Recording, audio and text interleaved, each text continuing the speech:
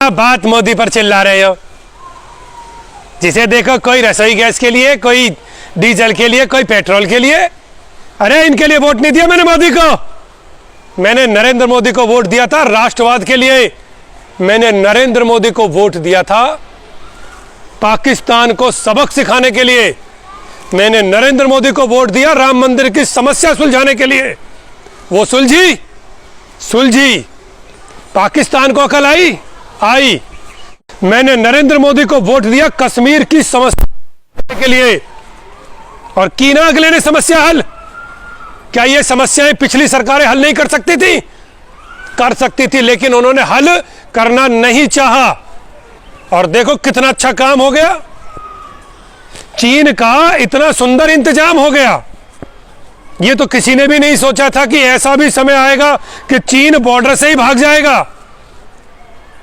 ये महारत है देश के प्रधानमंत्री नरेंद्र मोदी की, और ये योग्यता है उनकी। और जो ये सोच रहे हो ना नरेंद्र मोदी को घेर लेंगे हम डीजल पेट्रोल गैस के लिए, उन्हें बता देता हूं 2024 में भी हम नरेंद्र मोदी को ही वोट देंगे। समझ गए? 2024 में भी नरेंद्र मोदी को ही वोट देंगे हम लोग। और उस समय वोट देंगे यूनिफॉर्म सिविल कोड के लिए, उस समय वोट देंगे जनसंख्या नियंत्रण कानून के लिए, और उस समय वोट देंगे देश से हर धर्म के, चाहे वो मुसलमानों का हो, चाहे हिंदुओं का, चाहे किसी भी धर्म का हो, हर धर्म के कट्टरवाद को समाप्त करने के लिए। एक लोकतांत्रिक देश में कट्टरवाद नहीं चल सकता, किसी भी धर्म का नहीं चल सकता। मैंने वोट दी है और वोट मोदी को मैं देता रहूंगा। जो लोग मुझसे सहमत हैं, जो लोग बाबा भवंडर से सहमत हैं, वो इस पोस्ट को आगे बढ़ाएं, और जो लोग मुझसे सहमत नहीं है वो पोस्ट से दूर रहें। अगर किसी ने पोस्ट में गाली वाली लिखने की कोशिश की ना, तो उसे एक जगह 100 गाली पड़ेंगी। ध्यान रख लेना, पोस्ट पर गाली लिखने से पहले तुम्हारे जैसों को जवाब देना बाबा भवंडर बहुत अच्छी तरह जानता है। मोदी था, मोदी है और मोदी रहेगा। और जो मोदी की दाढ़ी से डर रहे हैं उनके लिए तनिक बता देता हूं। ये तो मोदी जी जाने उन्होंने दाढ़ी क्यों बढ़ाई है, पर बहुत से कुछ लोग उन्हें आसाराम से कंपेयर कर रहे हैं, कोई किसी से कंपेयर कर रहा है। अबे मूर्ख गधे इंसान,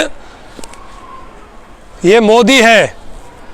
और अगर तुम लोग ये सोच रहे हो कि तुम नरेंद्र मोदी को सत्ता से हटा पाओगे, तो जिस तरीके से तुम चल रहे हो उस तरीके से तुम जहां हो वहां भी नहीं रहोगे।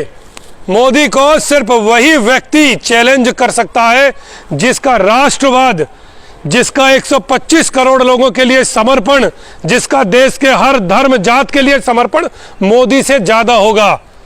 सिर्फ वही व्यक्ति नरेंद्र मोदी को चैलेंज कर पाएगा, वरना कोई नहीं कर पाएगा।